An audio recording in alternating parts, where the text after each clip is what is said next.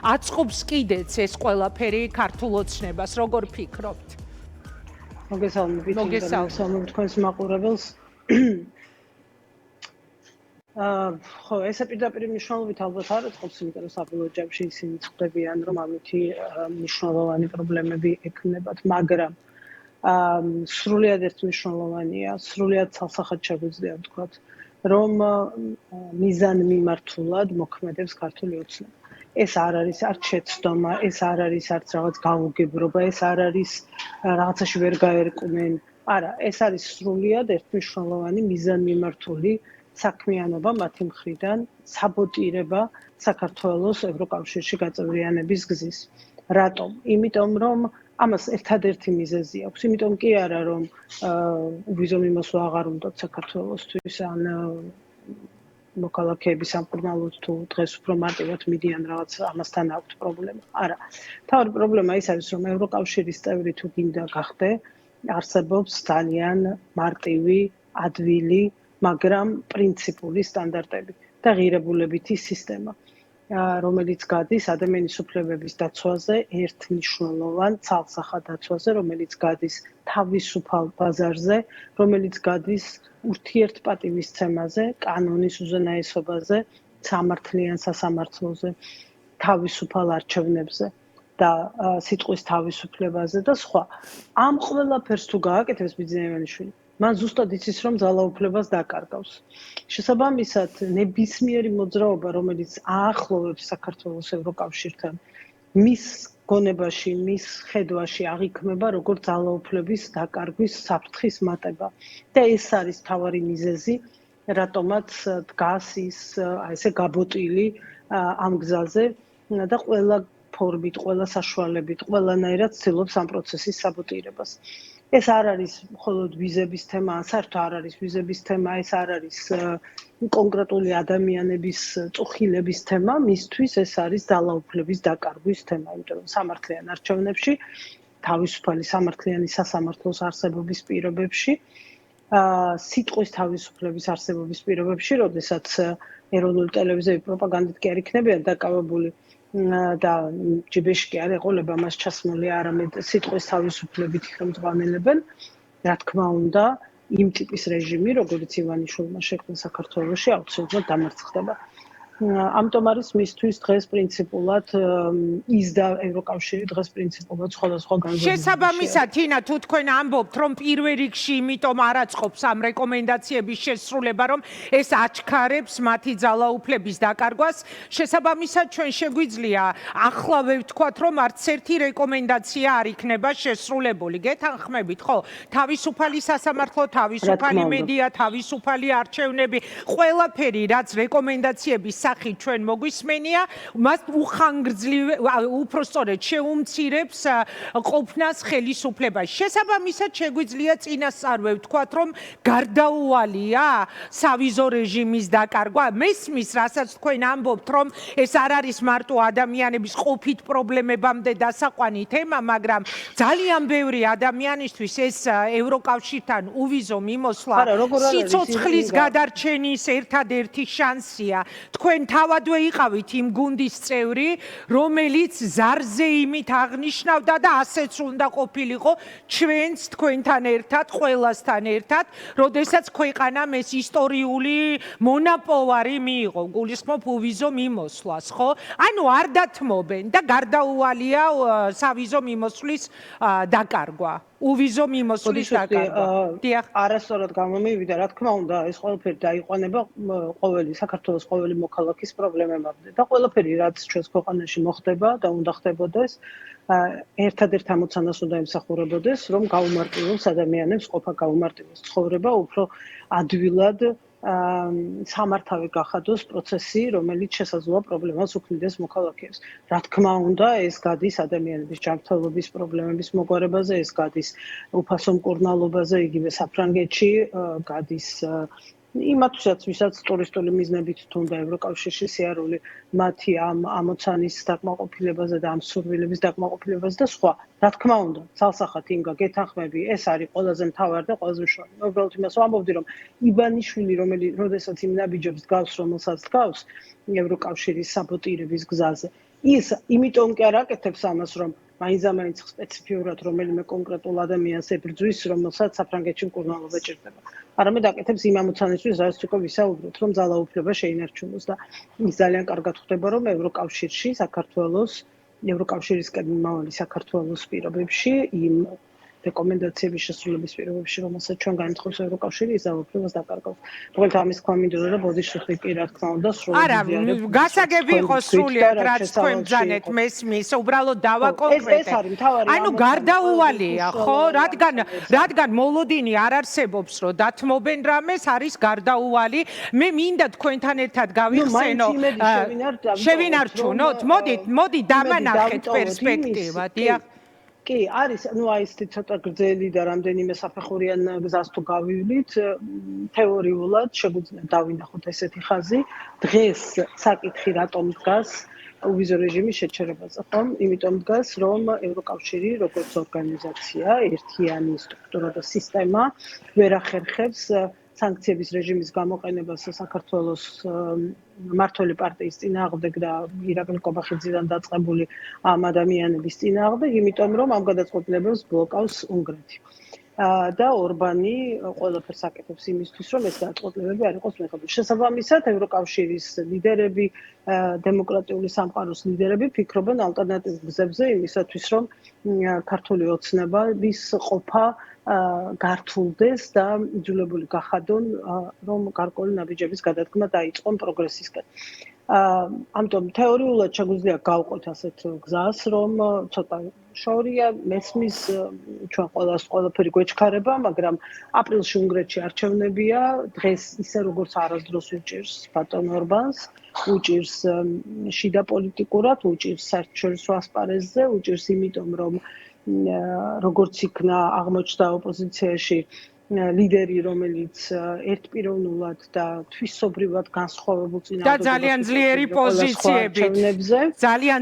პოზიციებით. ამ წუთას კვლევებით ის იგებს, მართალია 5-7%-ით, მაგრამ უგებს დღეს რო ხვალ რომ არჩევნები ტარდებოდეს, ის უგებს არჩევნებს. და ამასობაში მოგეხსენებათ, რომ უნგრეთში ახლა ძალიან დიდი სკანდალი იყო იგივე პატიმრებთან დაკავშირებული და ახლობებით იმავე ტიპის, რაც 2012-ში საქართველოში მოხდა, რომელსაც შეიძლება უბრალოდ არჩევნებამდეც კი გადაყვეს ორბანი. ეხლა რატომ მოუყევი ეს ამბავი? იმიტომ რომ ხო თეორიულად ესეთი ხაზი არსებობს, რომ ორბანი წააგებს არჩევნებს, იქ დემოკრატიული ძალები დაბრუნდებიან მმართველობაში და შესაბამისად ეს წინააღმდეგობის ხაზი გაქრება, რომელიც ყველაზე უფრო სწორი ხაზია. რომ ევროკავშირმა დაიწყოს ისე როგორც დიდი ბრიტანეთი, ისე როგორც ამერიკის შეერთებული შტატები, ცალკეული სახელმწიფოები, თავად ევროკავშირის წევრი ქვეყნები ამას აკეთებდნენ, ევროკავშირმა დაიწყოს სანქციების გამოყენება ქართული ოცნების ლიდერების წინააღმდეგ. ასეთ შემთხვევაში, რა თქმა უნდა, არავითარი საჭიროება და აუცილებლობა აღარ დგას ალტერნატიული გზების. კი ბატონო, თინა, ერთი წუთით მოდით ერთ თემას შემოვიტან, აი 17 დეკემბერს მაგალითად ევროკავშირის გაფართოებასთან დაკავშირებული დასკვნების ქვეყნების შემდეგ, რომელსაც მხოლოდ უნგრეთის მხარდაჭერა არ ქონდა, 27 ქვეყნიდან ერთადერთი იყო უნგრეთი, 26 ქვეყნის მხარდაჭერა იყო და აი აქ წერია ხაზგასმით გათავისუფლების შესახებ ყველა უსაფუძვლოდ დაკავებული ადამიანის. ეხლა რა მინდა რომ შემოვიტანოთ ჩვენ საუბარში? უკვე დაკავებულები აღარ არიან. არა, მესმის მისჯილები, მაგრამ ფორმულირება შევეცადე რომ მომეტანა რა წერია. ეხლა ბოლო ახალი ასეთი ამბავია, მაგალითად ქართული ოცნების მხარდამჭერები, პროპაგანდის მსახურები დავარქვა თუ რა მნიშვნელობა აქვს, მოკლედ მხარდამჭერები იწყებენ საუბარს იმაზე, რომ მოწოდებებს აკეთებ, მაგალითად აი ეხლა მე ვკითხულობ გია გაჩეჩილაძის მომღერალ უცნობის მოწოდებას, ვთხოვ პრემიერ-მინისტრს და საპატრიარქოს გამოუშვით ეს დაჭერილი ადამიანები, იქნებ სიკეთე მაინც დაინახონ, მზად ვარ რომ ეს პასუხისმგებლობაო, ჩემს თავზე ავიღო და მოკლედ გრძელია ეს მისი განცხადება და იქნებ დამთავრდეს ლაპარაკი იმაზე, მათი სახელით ლაპარაკი იმაზე, რომ აი პოლიტიკური პატიმრებია, დიქტატურა, დაჭერები გამოუშვითო და ეს ხომ არ შეიძლება იყოს თემის დაძვრა ერთგვარად, რომ თავის მხარდამჭერებს რაღაც ამ ტიპის მოთხოვნები გააჟღერებინონ მოეწონონ, მათ შორის საპატრიარქოს ჩართვითაც და აი დაიწყონ საუბარი მაგალითად სინდისის პატიმრების გამოშვებაზე, რომ რას გვეუბნება, რას გვედავება ჩვენ ევროპას სათქმელად, რომ აი ჩვენ გავათავისუფლეთ. ოღონდ საკუთარი მისჯილი წლების უკან წაღება, საკუთარის ნათქვამის უკან წაღება კი არ გამოუვიდეთ, არამედ აი თავისი მხარდამჭერების მოწოდების გათვალისწინება. ცოტა გრძლად გამომივიდა, მაგრამ მინდოდა რომ აი ზუსტად ამეხსნა ჩვენი მაყურებლისთვის რა ვარიანტზე შესაძლოა ფიქრობდეს ოცნება, რომ ეხლა ვერცერთ რეკომენდაციას ვერ ასრულებს და აი ეს პატიმრების გამოშვება და გავიხსენებდი ისევ მაგალითად ყაველაშვილის ნათქვამს რომ აღიარონ, მერე 4 ოქტომბერს დაკავებული აქტივისტების თაობაზე რომ აი აღიარონ. ანუ ხო არ ფიქრობთ რომ შეიძლება ეს თემა მართლა გადაწყვიტოს ოცნება? პირველ რიგში ხაზგასმით მინდა ვთქვა, რომ ნებისმიერი ნაბიჯი, რომელიც სინდისის და პატიმრების და პოლიტიკური პატიმრების გასათავისუფლებად გადაიდგმება, მხოლოდ მისასალმებელია და ეს ძალიან მნიშვნელოვანი იქნებოდა და ძალიან წაადგება ჩვენ სახელმწიფოს. პირველ რიგში ამ ადამიანებს რა თქმა უნდა და რა თქმა უნდა ქვეყანას. აქ ამას ალტერნატივა არ აქვს და აქ რაიმე განსხვავებული აზრი არ მაქვს და ყოველგვარი მაგრამების გარეშე. მაგრამ არის ერთი ძალიან მნიშვნელოვანი ამბავი, რომელიც ივანიშვილმა შეიძლება სულ არ იცის, იმიტომ რომ ის ხო ფრაგმენტულად იცის საერთაშორისო პოლიტიკა და საერთაშორისო ურთიერთობები და საკუთარი რაღაცა კონსპირაციის თეორიებიდან გამომდინარე იმ ფრაგმენტულობაშიც კი დარღვეული აქვს რეალობა.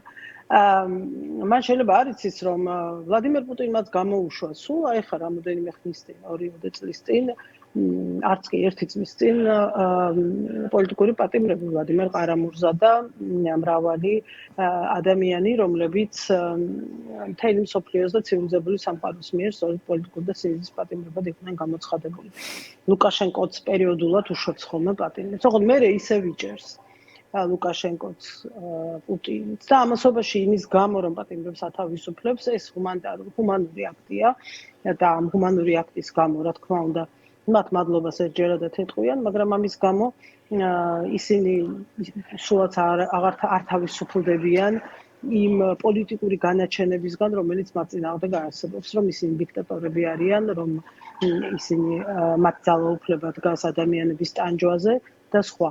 ამიტომ თავისთავად პატიმრების გათავისუფლება თუ არ იქნება სხვა მნიშვნელოვანი პროცესებით დახუნძლული, იქნება ეს საკანონმდებლო ცვლილებები, რეფორმები, რეპრესიული კანონების გაუქმება, კი ბატონო, კი ბატონო. კანონების უკან წაღება, სასამართლოს გათავისუფლება, მედიისგან წნეხის მოხსნა, ხო? ეს ყველაფერი თუ არ ხდება, მაშინ პატიმრების გათავისუფლება დარჩება როგორც პოზიტიური ჰუმანიტარული აქტი, მასთან ტექნიკურად ივანიშვილს საქმე არც ექნება, იმიტომ რომ ეს ყაველაშვილმა უნდა გააკეთოს, ანუ ტექნიკურად კობახიძეც კი არ აკეთებს ამას და შესაბამისად ეს მისთვის არავითარი შეღავათი არ იქნება. მან მე ვფიქრობ ეს კარგად არ იცის ბოლომდე როგორც ჩანს თუ ამ თემებზე საუბარი მიმდინარეობს, ბოლომდე მას ეს გაცნობიერებული არ აქვს, მაგრამ საბოლოო ჯამში რა თქმა უნდა მიხვდება და დაინახავს, რომ ამითი ვერანაირ შეღავათს ვერ მიიღებს. მოკლედ იმის თქმა მინდა, რომ ისევ და ისევ ხაზგასმით და ცალსახად პატიმრები აუცილებლად უნდა გათავისუფლდნენ, მზია სახლში უნდა დაბრუნდეს და უფრო სწორედ საავადმყოფოში უნდა მიხედოს თავის დაზიანებულ მხედველობას და ყველა ახალგაზრდა თუ არა ახალგაზრდა, ვინც საპატიმროებში იმყოფება გასულ წლიდან მოყოლებული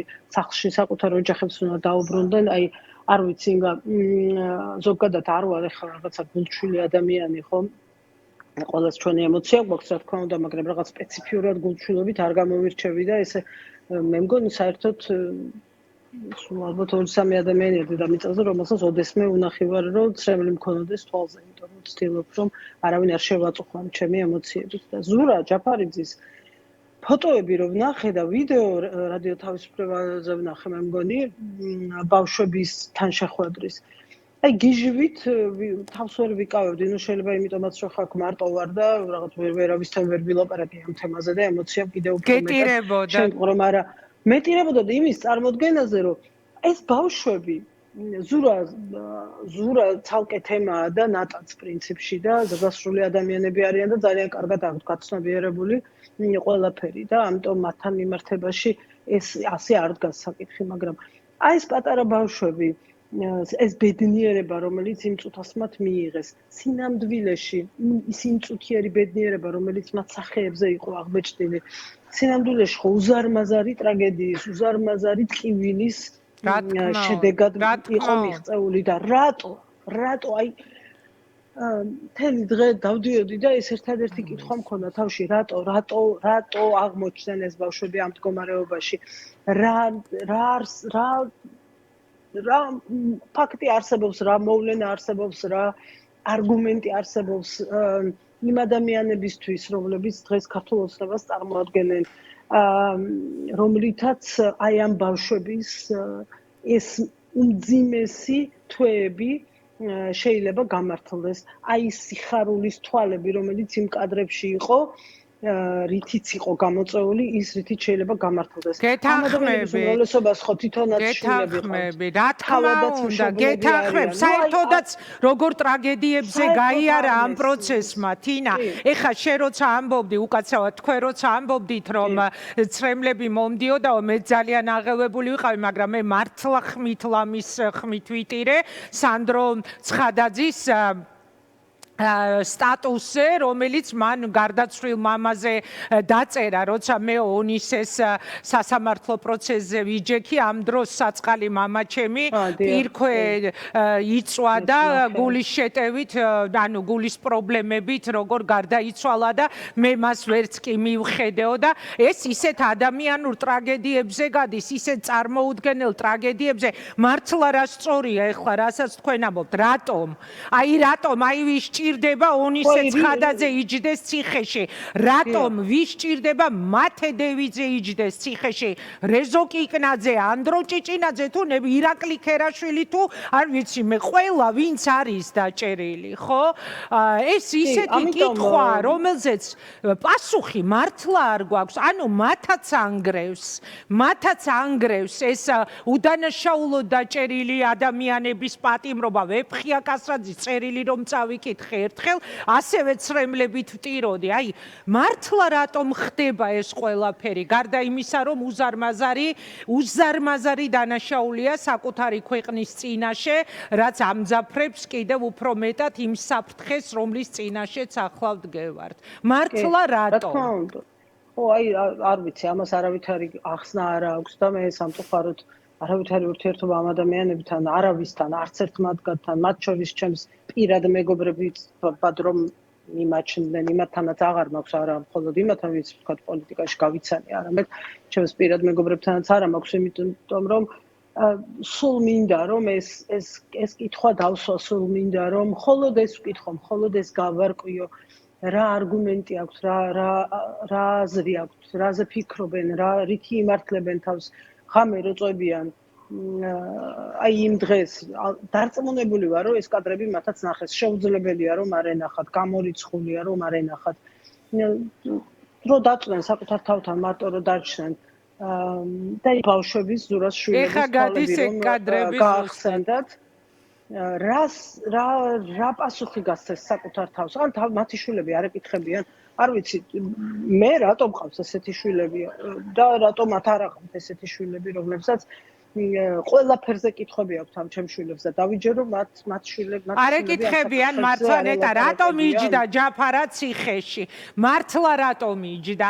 წინა ხელისუფლების დროინდელი საქმიანობის შესასწავლად შევქმნითო კომისიაო, არასოდეს ეს კაცი იმ ხელისუფლების ნაწილი არ ყოფილა და იმიტომ რომ არ მივიდა, მართლა რატომ? აი ეხა გამყვება მთელი საღამო თქვენი ეს კითხვა, ერთ სიტყვიანი, აი რატომ იჯდა ზურა ჯაფარიძე ციხეში, ან რატომ სხედან დანარჩენები, ან ვინც ისხდნენ, რატომ ისხდნენ, რა სარგებელს პოულობს, თუ ივანიშვილის გათვლა არის მაგალითად ლუკაშენკასავით ივაჭროს პოლიტიკური ტყვეებით, არ ვიცი უბრალოდ, აი რა სარგებელს იღებენ ამ ადამიანების, უდანაშაულო ადამიანების. აი მაგალითად არსებობდა მოსაზრება და მეც ვიზიარებ ამას, ალბათ სიმართლეა, რომ ვლადიმერ პუტინი დიდ მორალურ კმაყოფილებას იღებდა იმითი, რომ ნავალნი იჯდა ციხეში. მანამდე ხადარკოვსკის პატიმრობით, ყარამურზას პატიმრობით, იმიტომ რომ ის მიაჩნია მას, რომ ესენი მისი პირადი მტრები იყვნენ.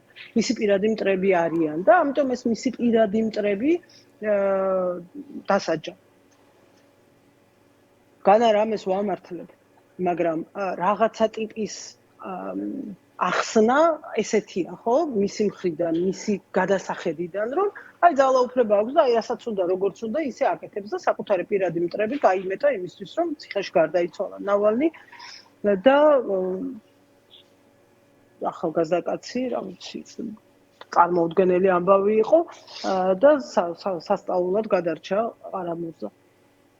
ეხა რა სიამოვნებას იღებს ან რა კმაყოფილებას იღებს ივანიშვილი იმითი, რომ აი ეს ახალგაზრდა ბიჭები, მაგალითად ანდრო ჭიჭინაძე არის ციხეში. არ ვიცი. რის დამტკიცებას ცდილობს ამით? ან ვისთვის ცდილობს რამის დამტკიცებას ამით? არ ვიცი, მე მესმის რომ რაღაც გაგებით ფსიქოპატებთან გვაქვს როგორც ჩანს საქმე და თქვენ გითხვით რომ მათაც ანგრევსო, მაგრამ ხო, არ ვიცი, ვიღაცას ალბათ ხო, მაგრამ არ ამგონია რომ ირაკლი ყობახიძეს ან თავად ბიძინა ივანიშვილს რაიმე სპეციფიური განცდები ქონდეს ამ ადამიანების პატიმრობის გამო. მაგრამ ესეთი საკუთარი თვითდესტრუქციაში მყოფი ადამიანები ნამდვილად არ ვიცი, ძალიან ბევრი წამიკითხავს, ძალიან ბევრი პოლიტიკოსის ამბავი ვიცი მისწავლია და იშვიათად მახსენდება ადამიანები, რომლებიც თვითდესტრუქციის ასეთი მასშტაბური შემოქმედნი იყვნენ, როგორც ბიძინა ივანიშვილი აღმოჩნდა. მადლობა. ცარიელ ადგილზე ქმნის ადამიანი პრობლემებს. საკუთარ თავისთვის პირველ რიგში. წარმოუდგენელი ამბავი. მადლობა თინა, კიდევ ერთხელ დავსევდიანდი ახლა რომ არ მოგატყუო თქვენთან საუბრით, იმიტომ რომ მეც აი ეგეთი განცდები მაქვს ხომ. რა უცნაურია რა, რაღაც პოლიტიკური კითხვა-პასუხის იქით უცებ ჩვენი საუბარი წავიდა ჩვენს პირად ემოციებზე, ადამიანურ ემოციებზე, რომელსაც ვეღარ გაურბივართ.